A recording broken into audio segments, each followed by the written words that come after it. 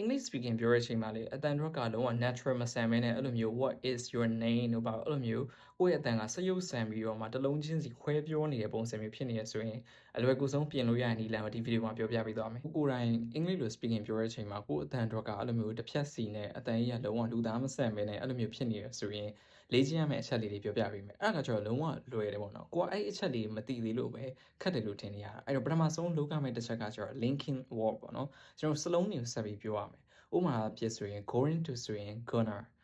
want to ဆို wanna ဒီလိုမျိုးသိပြီးသားပေါ့နော်တော်တော်များများဒီလိုဆက်ပြီးပြောလို့ရတယ်ဆိုတာသိတယ်ဒါပေမဲ့ကျွန်တော်တို့စကားပြောတဲ့အချိန်မှာအဲ့ဒါတွေကိုခဏခဏကိုကသုံးပြီးတော့ practice လုပ်ထားမှာပဲကို sound natural ဖြစ်တာပေါ့နော်ကိုအတန် natural ဖြစ်တာပြောမစို့ what is your name အဲ့လိုပြောတဲ့အချိန်မှာ what's your name like I'm gonna do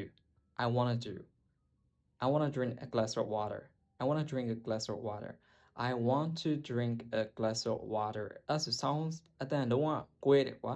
အဲ့လိုမျိုးပဲအဲ့ဒီဟာတွေက linking word တွေပြီးသွားရင် slow ကိုတေချာ natural sound ဆက်ပြီးပြောရဲဆိုတာကိုတိုင်းတေချာ listening လုပ်ထားပြီးတော့မှပြီးသွားရင်ကိုတိုင်းလိုက်ပြီးတော့မှပြောကြည့် practice လုပ်ထားမှာပဲဒီဟာကိုပြောတတ်မှာပေါ့နော်အဲ့တော့ကိုကလေ့ကျင့်လို့ရကအတန်ကို natural sound ကျင်တယ်ဆိုပထမဆုံးလုပ်လို့ရတာကဒီ native speaker တွေပြောတဲ့ဟာကိုတေချာနားထောင်ပါပြီးသွားရင်ကိုက sharing method နဲ့လိုက်ပြီးတော့မှ practice လုပ်ကြည့်ပါနောက်ဆုံးတစ်ခုကကျတော့ကျွန်တော်တို့ linking word တွေကို phrase တွေ word တွေကိုကိုယ့်ရဲ့ပါးစပ်ထဲမှာဆွဲနေအောင်ပုံစံလိုက်ပြီးတော့မှလေ့ကျင့်ထားပါတော့အဲ့သုံးချက်လေးသိတာနဲ့လုံးဝကိုယ့်ရဲ့အတန်က natural ဆန်ပြီးတော့မှလုံးဝ native speaker တွေလိုမျိုးအတန်ထွက်ကောင်းသွားလိမ့်မယ်အဲ့ဒါကကျတော့ intermediate level မှာလည်းလုပ်လို့ရတယ် advanced ဖြစ်သွားရင်လည်းလုပ်လို့ရတယ်ပေါ့နော်ဒါပေမဲ့ beginner level မှာတော့ကိုယ့်ရဲ့အတန်ထွက်တွေ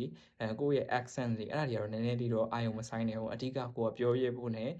ပို့ပြီးတော့မှ knowledge တွေဖြည့်ဖို့ပဲအဓိကလုပ်ပေါ့နော် intermediate level နဲ့ advanced level တွေမှာတော့ကိုယ့်ရဲ့ accent တွေပြီးသွားရင်အခုလိုမျိုး linking or တွေနဲ့ sounds natural ဖြစ်ဖို့အတွက် practice လုပ်လို့ရတယ်ပေါ့နော်အဲ့တော့တခြားသိချင်တဲ့မေးခွန်းရှိရင်လည်း comment မှာမှန်ခဲ့ပါ follow me for more